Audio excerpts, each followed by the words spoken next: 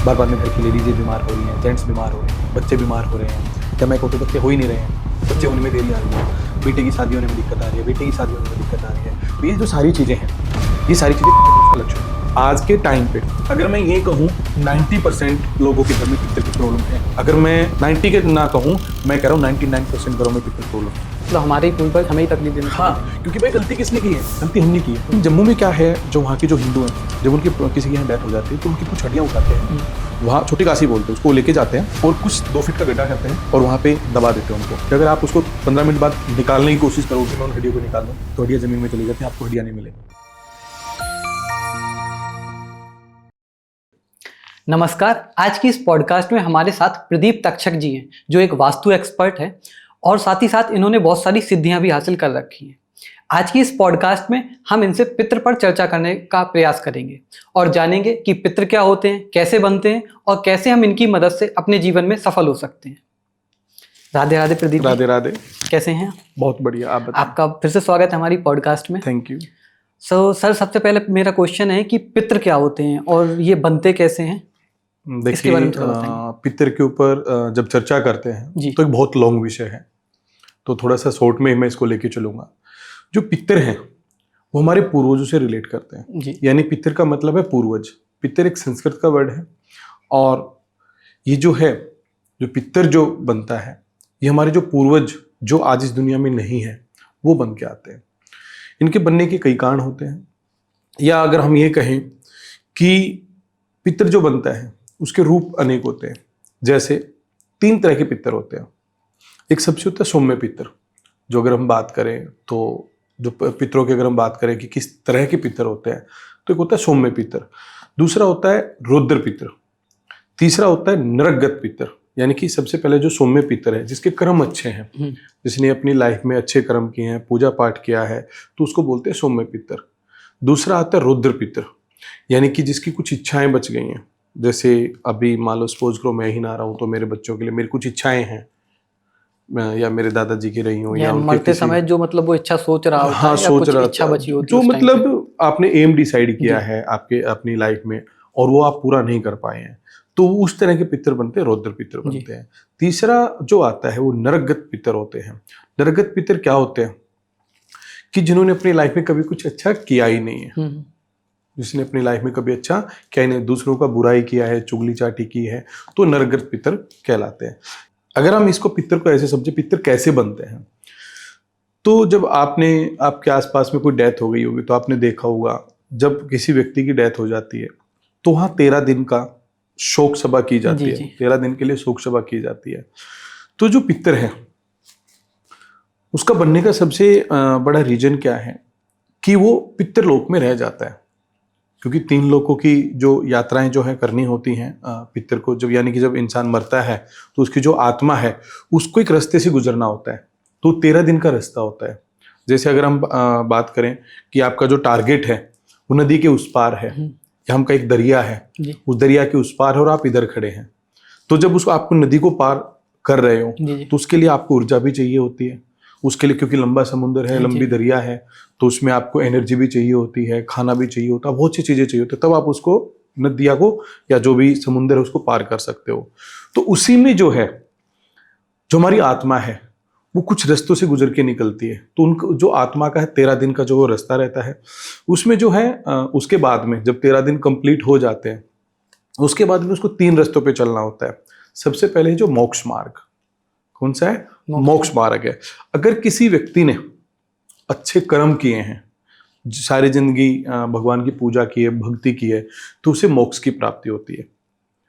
उसके लिए जो मोक्ष मार्ग उसको मिल गया तो उसको मोक्ष की प्राप्ति हो जाती है। यानी कि जो जन्म और मरण का जो एक संचय है, यानी कि आपने फिर जन्म लिया, फिर मर गया, उससे उसको छुटकारा मिल जाता है और वो मोक्ष की प्राप्ति कर लेता है। दूसरा मार्ग जो है उसका रहता है पुनर्जन्म मार्ग, यानी कि आपने अच्छे कर्म कर रखे, आपके कर्म अच्छे हैं और आपके कुछ सपने अधूरे रह गए हैं, तो जो है पुनर्जन्म का जो मार्ग है आपको उस पर भेजा जाएगा, ताकि क्योंकि कर्म अच्छे थे आपके लेकिन फिर भी आपकी कुछ इच्छाएं जो है वो रह गई हैं, तो आपको उस पुनर्जन्म मार्ग के ऊपर भेज दिया जाएगा। और आप एक चक्कर से होते हुए दोबारा पुनर्जन्म ले लेंगे, जो आपकी इच्छा है वो पूरा करने के लिए। फिर तीसरा जो आता है हमारा, पितृलोक मार्ग कहलाता है। पितृलोक मार्ग में कौन जाता है? उस लोक में पितृलोक मार्ग, यानी पितृलोक मार्ग मतलब यानी पितृलोक के लिए कौन जाता है? पितृलोक के लिए वो लोग जाते हैं जिनके कर्म अच्छे नहीं है, उनकी कुछ अधूरी विशेष रह गई हैं, या जिनका अच्छे से तर्पण नहीं हुआ है, पिंडदान नहीं हुआ है, वो पितृलोक को जाते हैं, यानी पितृलोक मार्ग के लिए जाते हैं। तो हमारे जो हमने बताया 3 आपके प्रकार इनको मैंने बताए हैं, 3 तरह का मार्ग पे इनको जाना पड़ता है। ऐसी जो आत्मा है उसको 13 दिन का एक रूटीन तय करना होता है। जो आत्मा की यात्रा होती है ना, जो 13 दिन की जो आत्मा की यात्रा होती है, जिस मार्ग पे उसको चलना होता है, वो टोटल 13 दिन का होता है। उसमें हम हमारे घर पे किसी की डेथ हो जाती है, 13 दिन के लिए शोक सभाएं रखते हैं। तो उसमें हर दिन, जैसे लास्ट में जिस दिन उसकी मृत्यु हुई है उस दिन हमने उसका अंतिम संस्कार किया, मुख्याग्नि दी है। सेकंड डे उसका हम तर्पण करने के लिए कि नहा धो के, जो भी हमारे घर में जिसको भी दिया जाता है, जैसे मेरे फादर को, मेरे दादाजी हुए तो मेरे फादर ने किया, मेरे अंकल ने किया, जिसने भी किया, उसकी रूटीन होती है 13 दिन तक कि वो जाएगा, नहाएगा, कुएं में से पानी लेगा, पीपल में पानी डालेगा, मटके में पानी रखेगा, यानी पितरों को चीजें देगा, वो तर्पण करना होता है, पिंडदान करना होता है। तो 13 दिन तक रूटीन में चलता है। तो उससे क्या होता है, आत्मा को थोड़ा थोड़ा बल मिलता है, तृप्ति होती है। 4 से 5वें दिन यानी 4th या 5th डे आत्मा को ये आभास होता है कि भाई अब तेरा शरीर नहीं रहा है। उसको जो एक्चुअली जो नॉलेज होती है कि हाँ तेरा शरीर ना रहा, मतलब आप जो मर चुके हो, आत्मा को आभास होता है। अगर हम वो तर्पण ना करें जो हम पिंडदान और तर्पण करते आ रहे हैं, तो आत्मा भटकती रहेगी। 13 दिन की जो यात्रा है वो पितरों की हमें पूरी करनी होती है। लेकिन आज जो मॉडर्न जमाना हो गया है, कोई 4 दिन बैठता है, कोई 5 दिन बैठता है, कोई 7 दिन बैठता है, तो जो पूरा पिंडदान नहीं हो पाता है। किसी कारणवश लगा लो, जो आत्मा है उस रास्ते में, उस यात्रा में भटक के रह जाती है। और वो इस पृथ्वी लोक पे, जब हम लोकों की बात करते हैं, पितरलोक, पाताल लोक या पृथ्वी लोक है या यम लोक है, जब हम बात करते हैं तो वो नहीं जा पाती है वहां तक। वो क्या करते हैं, पृथ्वी लोक पर भटक के रह जाती है और वो किसी पितर का या प्रेत का रूप जो है वो ले लेती है। मैं पितर क्यों बोल रहा हूँ उसको, क्योंकि वो आपसे जुड़े हुए हैं, या मैं कहूँ कि मेरे से जुड़े हुए हैं, वो मेरे पूर्वज हैं, तो मैं उनको पितरों का नाम दे रहा हूँ, क्योंकि पितर मीन्स पूर्वज। अगर मैं बात करूं वो, लेकिन आपके लिए तो पूर्वज नहीं है, वो आपके लिए आत्मा है जी, आपके लिए कोई प्रेत है वो। मतलब आपके जो पितर होंगे वो हमारे लिए तो कोई प्रेत होंगे। हाँ डेफिनेटली वो आत्मा ही तो है ना, प्रेत है, आत्मा है, लेकिन वो आत्मा बनी कैसे जी? बात तो यही है ना, क्योंकि जब हम बात कर रहे हैं जो 13 दिन का उसका तर्पण नहीं हो पाया, तो उसकी बाद में क्या होता है, वो एक आत्मा जो है, पितर है, वो अपनी जो इच्छाएं हैं उसकी पूर्ति करने के लिए जो परिवार है उसको तकलीफ देना शुरू कर देती है। मतलब हमारे ही पूर्वज हमें ही तकलीफ देना शुरू कर देंगे। क्योंकि भाई गलती किसने की है? गलती हमने की है जी, कि हमने उनका सही से पिंडदान नहीं किया, उनका सही से पिंडदान नहीं किया, उनको जो चीजें चाहिए थी हमने 13 दिन उनको पूरी नहीं की, उनकी मुक्ति के लिए हमने कुछ किया नहीं है। तो जो 13 दिन जो चीजें चलती हैं वो अगर हम शुरू में ही अच्छे से कर ले तो चीजें हो जाती हैं। लेकिन उसमें फिर कई रीजन होते हैं, अकेला 13 दिन का पिंडदान करना ही नहीं होता है। अब सपोज करो हमारे घर से कोई बच्चा निकल गया, या जैसे मेरे एक दोस्त है, उनके फादर घर छोड़ के जा चुके हैं, अब उनको पता ही नहीं जिंदा है या मर गए, तो कैसे करें? तो उसमें क्या होता है, एज पर रूल जो होता है, आपको 2-4 साल वेट करने के बाद में उनका पिंडदान करना भी जरूरी है, न तो वो आत्मा भी इधर ही पृथ्वीलोक पे भटकती रहेगी। या किसी का एक्सीडेंट हो गया, अकाल मृत्यु हो गई है, वो भी हमारे जो हैं पितर बन जाते हैं और वो भी फिर हमें नुकसान देने लग जाते हैं। क्योंकि आप इस चीज को ऐसे समझिए, अकाल मृत्यु का कारण क्या है? आपने किसी ज्योतिषी को अपनी कुंडली दिखाई, या मैं कहूं कि यहाँ पे पृथ्वी है, यहाँ पे शुक्र ग्रह चल रहा है, किसी राशि में बैठा है, इधर मंगल बैठा है, उस व्यक्ति की मृत्यु तब होनी थी कि 6th हाउस में जब मंगल आ जाए, छठी जो राशि है यानी जो कन्या राशि है उसमें मंगल आ जाए। लेकिन उसकी अकाल मृत्यु हो गई जब कन्या राशि में शुक्र था, तो एक वो चक्कर में फंस गया है। जब उस चक्कर में फंस गया है तो यानी कि उसकी मुक्ति कब मिलेगी उसको? जब मंगल कन्या राशि में मंगल आ जाएगा, यानी कि जो रूटीन जो चल रहा है, जो चक्रों का, जो ग्रह की जो स्थिति चल रही है, उसी के हिसाब से उसको मुक्ति मिलेगी। तब तक वो इस पृथ्वी पर भटकता ही रहेगा। ये पितरों का एक चक्कर होता है, यह उनकी, मैं कहूँ कि उनकी एक यात्रा होती है। तो जैसे हमारे संत लोग कहते हैं कि जब आखिरी समय में अगर भगवान का नाम लेकर के अगर कोई इंसान मरता है तो वो सीधे मुक्त होकर के मतलब मोक्ष मोक्ष की प्राप्ति होती है देखिए, उसको। अकेले भगवान का नाम लेने से मुक्ति नहीं होती है। आपने सारी उम्र तो कर्म की है ऐसे, जी। और लास्ट में आप भगवान का नाम ले रहे हो कि आपको हो जाए, तो ऐसा नहीं है। तो जैसे काफी क्योंकि सारी कथाएं आती हैं जिसमें बताया जाता है कि उसने पूरे जन्म पूरे पाप किए, लेकिन जैसे रावण का ही ले लीजिए, तो भगवान नाम के राह तो बना वो, और लास्ट में राम का नाम भी लिया, तो ऐसा कहते हैं सीधे उनको मोक्ष की प्राप्ति हुई, भले ही मोक्ष उसने की गलत कर्म देखो, कर्म गलत किए, ठीक है, उसका कर्म अगिन्य था, मैं ये नहीं कहूँगा, बहुत घटिया जो उसका कर्म था, लेकिन उसने जो है भगवान की तपस्या लास्ट में ही नहीं की उसने। भगवान शिव का वो परम भगत था जी। तो आप ऐसे नहीं कह सकते कि उसने सिर्फ लास्ट में ही भगवान की तपस्या की है या भगवान का नाम लिया है। उसने अपने जीवन में बहुत से सत्कर्म भी किए हैं जी। जिसका उसको फल भी मिलना चाहिए। तो ऐसा ही होता है, जो आपके जब आप वहाँ पे जाते हो ना ऊपर, तो तराजू से तोला जाता है कि कौन सा पक्ष भारी है आपका, आपके अच्छे कर्म भारी हैं या आपके बुरे कर्म हैं। तो आपके कर्म ही साथ जाते हैं। बोला जाता है ना कि धन दौलत साथ नहीं जाते, आपके कर्म साथ जाते हैं। तो डेफिनेटली जो आपने कर्म किए ना, अगर उनका पलड़ा भारी है तो आपको मोक्ष की प्राप्ति हो जाती है। लेकिन हमने यहाँ पे बताया जो पितरों का जो है रोल है, वो यहाँ पे या तो उनकी अकाल मृत्यु है, या फिर उनकी कुछ इच्छाएं रह गई हैं, या आपने उनका अच्छे से पिंडदान नहीं किया है, या एक लास्ट में जो चीजें आती हैं, जब किसी व्यक्ति की डेथ हो जाती है, नेक्स्ट डे उसके जो अस्थियां विसर्जित की जाती हैं, वहां से शमशान से जाके अस्थियां लेके आई जाती है। कई बार हमसे भूल हो जाती है, हम कुछ जो अस्थियां हैं या तो देरी कर देते हैं, या 2-3 दिन का गैप आ जाता है, और किसी तांत्रिक ने या किसी भी ऐसे पुरुष ने जो तंत्र का यूज करता है उनको उठा लेता है, और जो आत्मा थी, क्योंकि वो भी तो घूम रही है, पृथ्वीलोक पे घूम रही है, उसको उसकी अस्थियों के थ्रू वो अपने कब्जे में कर लेता है और उसके थ्रू काम लेना शुरू कर देता है। तो ऐसा चलता है। अब वो आत्मा भटक रही है, वो किसी ना किसी को नुकसान करेगी, क्योंकि वो इस लोक मुक्ति तो हुई नहीं उसकी। दूसरा, हमने गलती कर दी, हम उसका अच्छे से तर्पण नहीं कर पाए, हमने उसका पिंडदान नहीं किया, तो नुकसान तो होगा ही होगा। तो जैसे कोई इंसान है जो पूरी जिंदगी अच्छे कर्म करता रहा और फिर उसकी डेथ हुई, तो क्या उसका भी पिंडदान करना हमें जरूरी है? हाँ, पिंडदान करना क्या है, क्योंकि वो 13 दिन की एक यात्रा है जी, आत्मा की एक यात्रा है। उस 13 दिन में आपको पिंडदान डे बाय डे, आप पहले दिन पिंडदान करोगे तो उसका एक अलग फल मिलता है आत्मा को, सेकंड डे करोगे उसका अलग मिलता है, थर्ड डे अलग। तो हर डे का जो है, लास्ट में जब 13वीं आती है तो पंडितों को भोज करवाया जाता है, हवन करवाया जाता है, पंडितों को भोज करवाया जाता है, रिश्तेदारों को करवाया जाता है, उसकी संपूर्णता के लिए करवाया जाता है। अगर उसको आप बीच में छोड़ दोगे तो आधी अधूरी रह जाएगी वो। लेकिन पिंडदान तो करना पड़ेगा, तर्पण तो करना पड़ेगा, वो 13 दिन का रहेगा ही रहेगा। उसमें आप आज जो मॉडर्न जमाना चला 7 दिन बैठ कर, आज के टाइम पे अगर मैं ये कहूं 90% लोगों के घर में पित्तर की प्रॉब्लम है, अगर मैं 90 के ना कहूं, मैं कह रहा हूं 99% घरों में पित्तर प्रॉब्लम है। क्योंकि हम उन चीजों को करें ना। आप पहले आप जॉब कर रहे हो, मैं नहीं बैठ सकता, मैं ये काम नहीं करके आ सकता, क्योंकि क्वेश्चन मार्क पहले लग जाता है। लॉजिक ढूंढ रहे हैं, लॉजिक नहीं हो पाता जाता, लॉजिक ढूंढ रहे हैं, और वो लॉजिक है नहीं। हाँ, इसमें कोई लॉजिक नहीं है।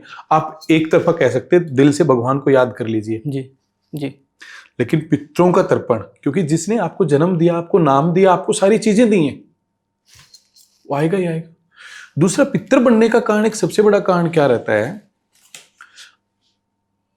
निसंतान अगर कोई रह गया, अकाल मृत्यु किसी की होगी, निसंतान रह गया, सपोज करो 2 भाई बहन है और एक जो भाई है उसकी डेथ हो जाती है, अब वो खाली कौन बचता है वहां पे? फीमेल बचती है, यानी कि उसकी सिस्टर बचती है, उसकी शादी हो जाती है, उसकी जमीन जायदाद बेच के चली जाती है।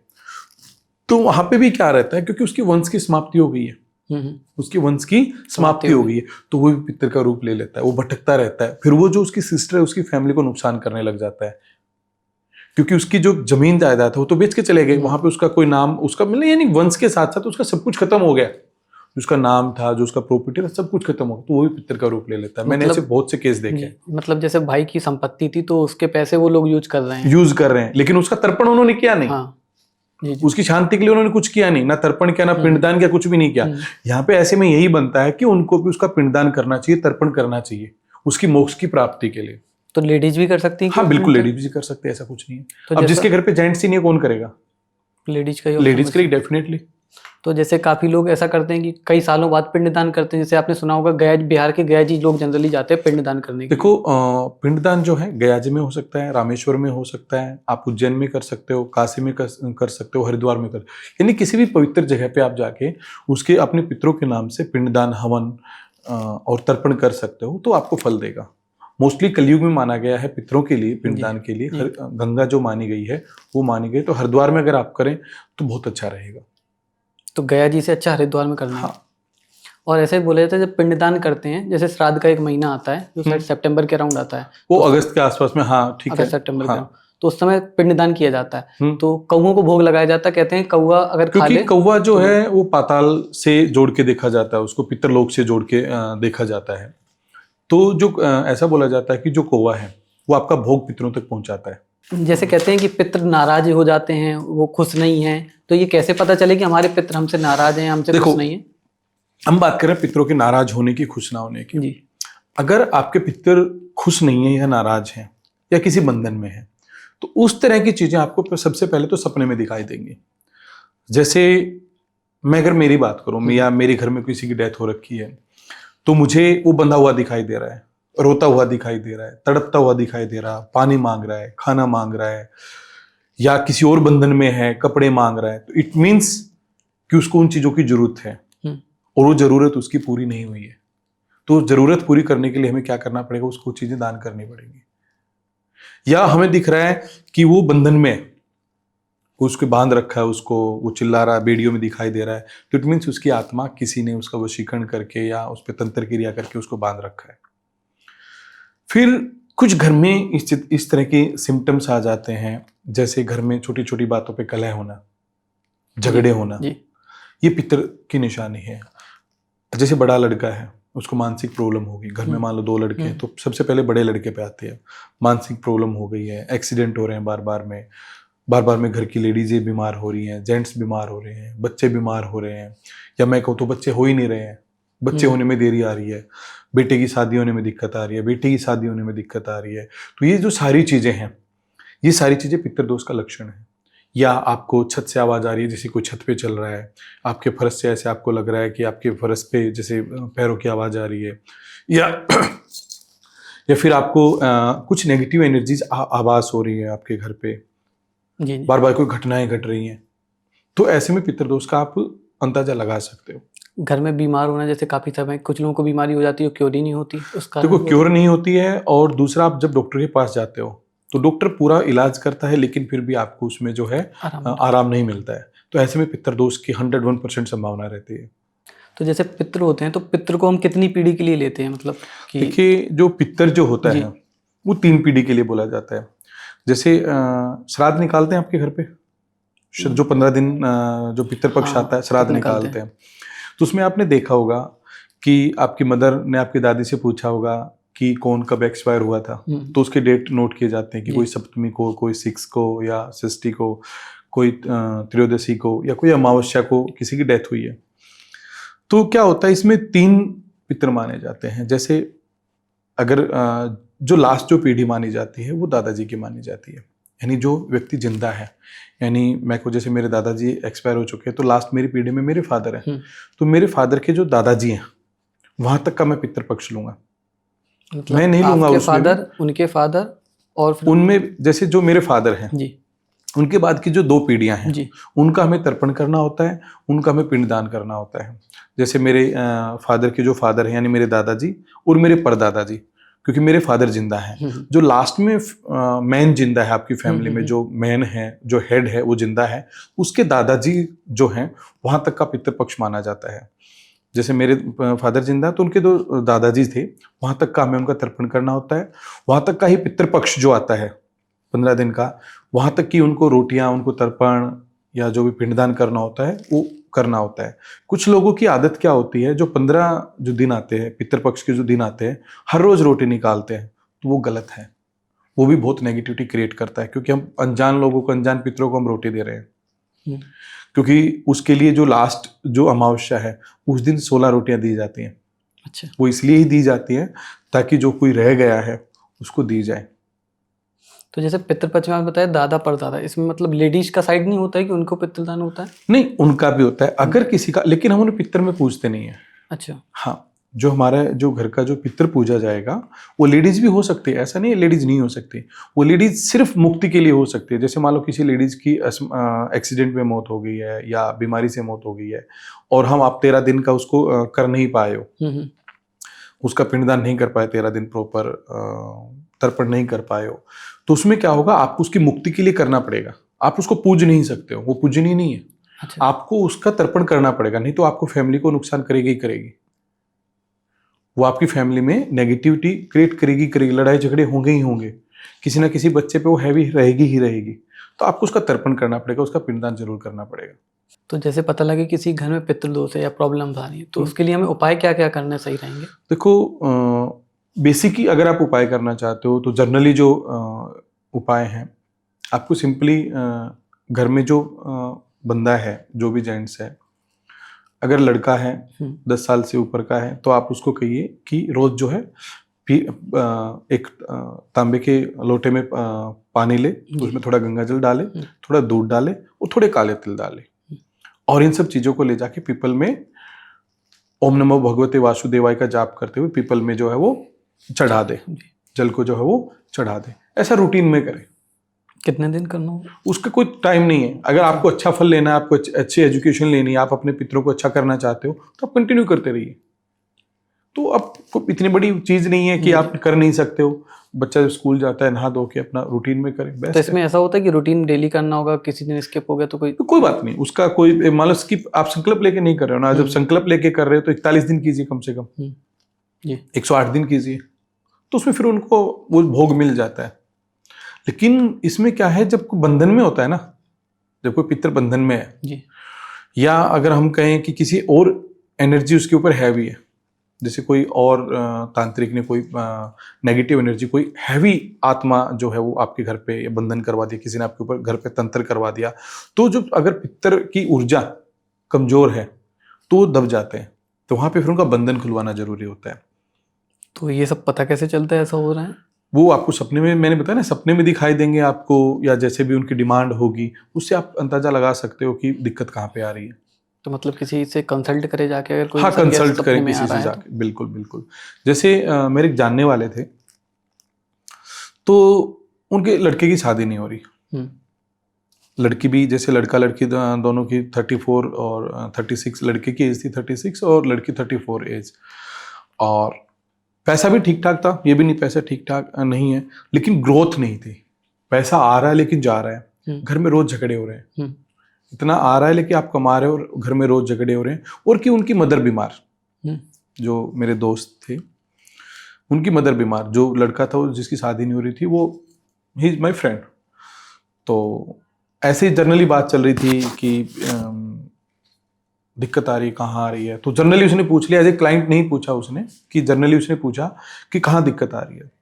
तो मैंने कहा एक बार चेक कर लेते हैं कि क्या दिक्कत है क्या नहीं। उसकी कुंडली उंडली चेक की, उसका ऑरा चेक किया, उसके घर की एनर्जी चेक की, उसका पितृदोष चेक किया, कुंडली से भी चेक किया और अपनी जो सेंस है उससे भी चेक किया, फिर थर्ड अपनी जो मशीन है उससे भी चेक किया। तो जो पितृदोष निकल के आता है, तो मैंने कहा तो इसका आप उपाय कीजिए। उसका मैंने 108 दिन काम किया और हरिद्वार में मैंने उनका जो पितर थे उनका तर्पण करवा दिया, पिंडदान करवा दिया। तो उसके बाद में दोनों की विद इन 1.5 ईयर, 1.5 साल में दोनों की शादी हो गई, लड़की की भी लड़के की भी। पैसा, आज पैसा भी जो है अच्छा खासा है, खुद का मकान भी, पहले रेंटेड रहते थे, खुद के मकान भी उन्होंने बना लिया है। और दूसरा, जो लड़ाई झगड़े थे, जो उनकी मदर बीमार, देखो आप जब बीमारी की बात आई, जो उसकी मदर बीमार हो रही थी, आज मेरे घुटने में दर्द है, दवाइयाँ ले रही थी वो, कभी किसी चीज़ कभी किसी चीज़, वो ओके, अभी उनको कोई दिक्कत नहीं है। तो ऐसे ही प्रॉब्लम क्रिएट करते हैं जो चीज़ें हैं, जो पितर का जो दिक्कत है वो ऐसे ही क्रिएट करती है। तो आप पूछ रहे थे उपाय, और हम उपाय क्या कर सकते हैं। आप रेगुलरली रोज शिवलिंग पे जाइए, पानी जो आपका जल है उसमें थोड़ा गंगा जल और काला तिल मिलाइए। दूध मिला सकते हैं तो बेस्ट है, नहीं तो काला तिल और जल, और उसमें थोड़ा गंगा जल। गंगा जल नहीं है तो कम से कम पानी और काला तिल आप लीजिए, और आप शिवलिंग पे महामृत्युंजय का जाप करते हुए चढ़ा दीजिए। महामृत्युंजय अगर आपको नहीं आता है तो आप खाली जल चढ़ाते हुए ओम नमः शिवाय का जाप कीजिए, उस पर चढ़ा दीजिए, रूटीन में रखिए, 41 दिन 108 दिन हो जाएगा। और कि अगर हम बात करें कि हम क्या कर सकते हैं, गायत्री मंत्र का जाप कीजिए रेगुलर। आप गायत्री मंत्र का जाप करके भी अगर रेगुलर करते हैं तो उससे भी आपके पितरों को जो है वो मुक्ति मिल जाती है। या फिर आजकल क्या हो गया है, कुछ लोग ऐसे बोलते हैं हमारे यहाँ अमावस्या नहीं मनाई जाती है। पितरों का जो सबसे बड़ा दिन होता है वो होता है अमावस्या। अगर आपके घर में अमावस्या नहीं निकलती है तो ये बहुत ही गलत चीज है। इसका क्या अर्थ हुआ, अमावस्या नहीं मनाई जाती मतलब अमावस्या एक हर 15 दिन में, जैसे पूर्णिमा आती है, पूर्णिमा के बाद में 15 दिन बाद अमावस्या आती है, तो पितृ पक्ष के लिए होता है वो। जैसे हर किसी के लिए हमने एक डे डिसाइड किया है, तो वैसे ही पितृ पक्ष के लिए हमने एक डे डिसाइड किया है, वो दैट इज अमावस्या। तो अमावस्या को आपके पितरों को आपको भोग देना चाहिए, उनका तर्पण करना चाहिए किसी पंडित को, या उसको भी जैसे दान दक्षिणा देनी चाहिए। और आप पितरों का तर्पण कीजिए, उनके नाम का कुछ हलवा पूरी जो भी आप बनाना चाहे बनाइए, दिया जलाइए पितरों का। अभी सबसे बड़ा, अभी जब दिए की बात आ रही है तो बीच में एक चीज याद आ गई कि दिया किस दिशा में जलाएं जी। जो पितरों की जो अमावस्या निकलती है वो साउथ वेस्ट जो कॉर्नर होता है वो पितरों का स्थान माना जाता है। अगर नॉर्मली कहें तो जो साउथ, अगर साउथ वेस्ट में नहीं, कॉर्नर में नहीं बनती है, तो जो साउथ की डायरेक्शन होती है आप उधर फेस करके उनका दिया लगाइए, यानी आपका फेस साउथ में होना चाहिए। जब आप दिया लगाएं, जो उनका तर्पण कर रहे हैं, जब उनकी पूजा कर रहे हैं पितरों की, तो आपका फेस साउथ में होना चाहिए। आप साउथ में फेस करके उनका दिया लगाइए, उनका तर्पण कीजिए और उनका आह्वान कीजिए, उनको भोग दीजिए, बस। तो जैसे कोई शहर में रह रहा है मान लीजिए, और उसको कोई भी आइडिया नहीं कि उनके पितरों का मतलब हुआ है दर्पण या पिंडदान हुआ है या नहीं हुआ है, तो उसको क्या प्रोसेस करनी पड़ेगी? एक सिंपल से प्रोसेस जो जल्दी से वो कर ले और पिंड। देखो क्या है उसमें, सबसे पहले क्योंकि शहर में रह रहा है तो खुद कर नहीं सकता है जी, तो उसको किसी पंडित से या तो गायत्री के जप करवाने पड़ेंगे, या विष्णु सहस्त्र नाम का जाप करवाना पड़ेगा, या महामृत्युंजय करवाना पड़ेगा, या रुद्राभिषेक करवाना पड़ेगा। यानी कि एक प्रॉपर जो तरीका है उसके थ्रू ही उसको जाना पड़ेगा उनकी शांति के लिए। कोई सिंपल सा उपाय है इसके लिए? सिंपल सा उपाय, आप शिवलिंग पे जल चढ़ा सकते हैं, पीपल में पानी दे सकते हैं, या फिर आप अमावस्या के दिन आप पितरों का कर रहे हैं, पितर आपके पूर्वज हैं, तो आप किसी भी वृद्धाश्रम में जाके, बहुत से वृद्धाश्रम हमारे यहाँ खुले हुए हैं, आप उनको कपड़े डोनेट कर सकते हो, आप उनको भोजन दे सकते हो। अमावस्या के दिन आप किसी भी वृद्धाश्रम में जाइए, उनको खाना दीजिए, कपड़े दीजिए, उनकी सेवा कीजिए जी। कुछ छोटे छोटे आप उपाय और कर सकते हो, जैसे आप बरगद के पेड़ में कच्चा दूध चढ़ा सकते हो, गाय को चारा खिला सकते हो, या फिर आप हर अमावस्या को हरिद्वार में या किसी भी धार्मिक स्थान पर जाकर आप स्नान कर सकते हो और पितरों का आह्वान करके गरीबों को खाना वाना खिला सकते हो। इससे जो पितर जो है आपके संतुष्ट हो जाएंगे। तो ये जो और उपाय हैं इन सबसे पितर दोष शांत हो जाता है। हाँ, इनसे क्या है कि शांत नहीं तो आपको नुकसान नहीं करेंगे, उनको कुछ भोग मिल जाएगा। तो जैसे एक क्वेश्चन और है मेरा आखिरी, कि जो भोग हम लगाते हैं तो हम देखते हैं तो भोग तो वैसा ही रहा, तो वो खाते कैसे हैं? और जैसे उन्हें प्यास लगती है बहुत, की जैसे बोला जाता है पीपल के पेड़ पे पानी चढ़ाओ, हाँ, तो उनको चला जाता तो है। वो वहां पे, हाँ, वो जो है पीपल में पितरों का निवास माना जाता है, कौवे में पितरों की छवि मानी जाती है।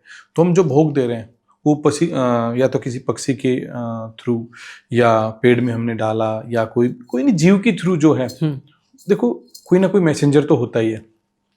अगर हम बात कर रहे हैं कि कैसे वो हमारे भोजन को लेके जाते हैं, तो आप रखोगे या तो चिड़िया लेके जाएगी, या कोई कौवा लेके जाएगा, कोई ना कोई तो लेके जा रहा है ना, यानी उसके रूप में कोई ना कुछ आ रहा है और उनका लेके जा रहा है। मतलब ऐसा कह सकते हैं कि जो हमारे पितर हैं वो उस रूप में आ गए और भोग लेके चले गए। ठीक है, ऐसे ही कहते हैं जैसे अगर हम पितरों को संभाल लें और पितृ पक्ष अपना अच्छा कर लें तो पितर हमारी बहुत हेल्प करते हैं हमारी लाइफ में सक्सेसफुल होने के लिए। देखो क्या होता है, उसमें वही पितर काम करते हैं जिनकी कुछ इच्छाएं बची हुई होती हैं।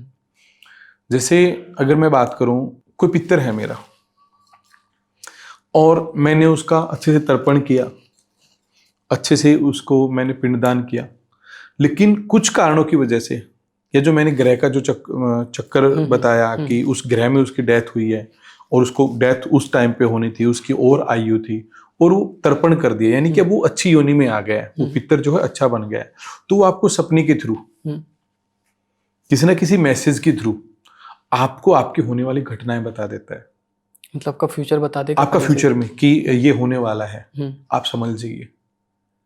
आज हो सकता है सपने में दिखाए कि फलाना व्यक्ति आएगा और आपके साथ झगड़ा होगा, रात को सपने में आपका सिर में चोट लगी दिखा रहा है या और कुछ दिखा, तो क्या इंडिकेट कर रहा है कि वो आपको समझना पड़ेगा कि वो आपको कह रहा है थोड़ा समझ जाइए।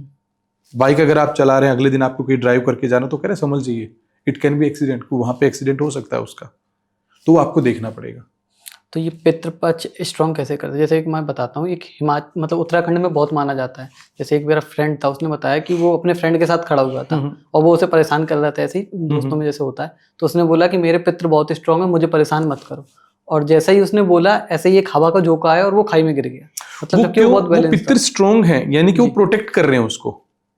तो ये कैसे का होता है? वो तो पितरों का पिंडदान करके, मैंने बताया ना, जो अगर अच्छा पितर है, आपने उसका तर्पण भी कर दिया, पिंडदान भी कर दिया, लेकिन फिर भी वो इसी लोक में, पृथ्वी लोक में फंसा हुआ है, तो वो आपके साथ घूम रहा है। हाँ। आपको प्रोटेक्ट कर रहा है। तो वहां पे वो आपके साथ में जब भी कोई मतलब दूसरी एनर्जी आपको नुकसान पहुंचाने की कोशिश करेगी, तो आपको प्रोटेक्ट कर रहा है, वो उसको नुकसान पहुंचाएगा। तो सेम चीजें वहां पे हुई है। तो यहाँ उत्तराखंड में इतना ज्यादा क्यों माना जाता है इसके बारे में? उत्तराखंड देवभूमि है जी। हाँ, तो वहाँ पे जो हैं, या उनके कुछ सपने अधूरे रहे हैं, या देवभूमि है, तो वहाँ पे लोग पूजा पाठ भी बहुत ज़्यादा करते हैं। एक पहाड़ी इलाका है, डेथ भी बहुत ज़्यादा होती है वहाँ पे, अच्छे से उनका पूजा पाठ भी, अगर मैं कहूँ, हो सकता है उनका तर्पण ना हुआ हो, तो इस वजह से वहाँ पे जो चीज़ें ज़्यादा हैं, क्योंकि नदी नालों के पास में जो है वो एनर्जी बहुत विचरती है। तो ऐसे ही कहा जाता है कि जैसे उत्तराखंड में कहावत है, जैसे मेरा वीडियोग्राफर जो हमारे हैं ये उत्तराखंड के, तो इन्होंने बताया कि जैसे हमारे कहा जाता है कि नदी किनारे जाके ज़्यादा हंसना या रोना नहीं चाहिए, नहीं तो तुरंत बीमार पड़ जाते हैं। हाँ, क्योंकि वो एनर्जी इफेक्ट कर देती है आपको, वो नज़र भी लग जाती है ना। आप हंस रहे हो और वहाँ पे कोई एनर्जी ऐसी है, मान लो आप हंस रहे हो और कोई एनर्जी वहाँ पे ऐसी है जिसको काफ़ी पीड़ा है जी, तो आप पे कंट्रोल कर लेगी, वो आपको इफेक्ट कर देगी, तो क्योंकि उसको बर्दाश्त नहीं हो रहा ना, आप हंस रहे हो। ये रियल में होता है, तुरंत लोग बीमार पड़ जाते हैं। बिल्कुल होता है। किसी नाले के, ये आप एक इतिहास उठा के देखिए, जब गणेश जी, वेद व्यास जी जब गणेश जी को महाभारत सुना रहे थे, तो गणेश जी जब लिख रहे थे, तो कहाँ लिख रहे थे वो? नदी के किनारे जी। कोई भी, किसी भी ऋषि का आश्रम आप देख लीजिए, नदी के किनारे जी, नदी किनारे ही बनाते थे, क्योंकि एक शांत होता है। और वहाँ पे जब आप ध्यान करते हो या आप पूजा अर्चना करते हो, तो उसका फल बहुत जल्दी मिलता है। जम्मू में एक जगह है जिसको छोटा काशी या छोटी गंगा बोलते हैं। तो हमारे यहाँ तो क्या होता है, हम अस्थियाँ, जो अस्थि विसर्जन करते हैं, वो शमशान से अस्थियाँ इकट्ठी की और गढ़गंगा चले जाते हैं। हरिद्वार में जो ये गढ़गंगा पड़ता है, वहाँ हम चले जाते हैं।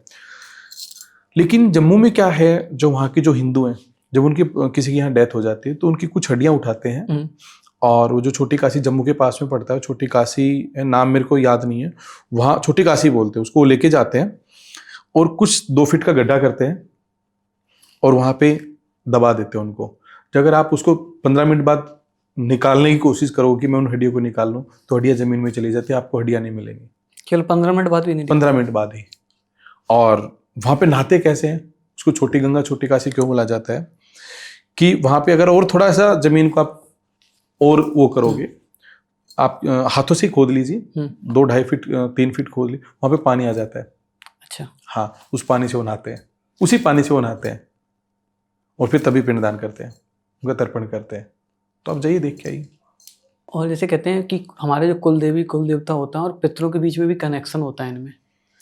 देखिए, क्योंकि कहीं ना कहीं जो हमारी कुल देवी और कुल देवता होता है, वो हमारे पितर ही होते हैं, जो हमारे पूर्वज होते हैं, या जो हमारे, क्योंकि जब आप बात करते हो गांव की, खेड़े की, किसी स्पेशल गोत्र की, तो वो किसी ने तो बसाया होगा, पूर्वजों ने ही बताया, पूर्वजों ने बसाया। कोई ना कोई सिद्ध पुरुष ऐसा जरूर रहा होता है उस गांव में, जो आपका कुल देवी देवता होता है। मतलब हर गांव में, जैसे अपने गांव में जाएं तो हर गांव में अलग, हर गांव में एक देवता की, मतलब एक कुल देवता की या ग्राम देवता की पूजा होती है। उसका कनेक्शन किससे होता है? आप इसमें ऐसे समझिए, मोदी जी का कनेक्शन किससे है? एमपी से। उनके जी नीचे जो एमपी मिनिस्टर ऑफ पार्लियामेंट है, उनका कनेक्शन किससे है? नीचे एमएलए से। एमएलए का कनेक्शन किससे है? जिला पार्षद से या जिला प्रमुख से। और जिला परिषद वाला किसका? सरपंच से। सरपंच का कनेक्शन किससे? गांव वालों से। यानी कि जो चेन सिस्टम है ऐसे इसमें भी चेन सिस्टम है। कुल देवी देवता का भी देवताओं के साथ में होता है, फिर ग्राम देवता के साथ में, ग्राम देवता का पितरों के साथ में कनेक्शन। तो सर ये पूरा हमने पितृदोष पर कवर कर लिया, तो आप और क्या कहना चाहेंगे लोगों को, कैसे वो देखो अपने और मैं पितृदोष इतना ही कहना चाहूँगा कि जो आज 6 से 7 दिन का हम जो है बैठते हैं, शोक सभा करते हैं, वो पूरा 13 दिन का होना चाहिए। प्रॉपर तरीके से 13 दिन पिंडदान और तर्पण करना चाहिए, क्योंकि हम अपनी संस्कृति के साथ में खुद खिलवाड़ कर रहे हैं जी। कहीं ना कहीं। अगर पितृदोष है, आजकल ये सारी चीजें घटनाएं घट रही हैं, उसके जिम्मेदार हम हैं। तो जो नई जनरेशन है उसको इस बारे में सोचना चाहिए और इसके ऊपर काम करना चाहिए, क्योंकि एक बार आप घूमने के लिए है वैष्णो देवी जा रहे हो, आप और कहीं केरला घूमने जा रहे हो, दूसरी कंट्रीज में घूमने जा रहे हो, और आपके पास इतना टाइम नहीं है कि जिसने आपको बनाया है, यानी यहाँ तक जो आपकी पीढ़ी चलती आ रही है, आपको जन्म दिया है, आप उनको भूल के घूमने के लिए आपके पास टाइम है, लेकिन उनका अच्छा करने के लिए, उनको तर्पण देने के लिए, उनको एक गिलास पानी रखने के लिए, उनके लिए 2 रोटियां रखने के लिए आपके पास टाइम नहीं है। तो ऐसा ना करके अपने पितरों का तर्पण करें, उनको पिंडदान दें, तो सबसे बेस्ट रहेगा। तो आज मैं इतना ही बस लास्ट में।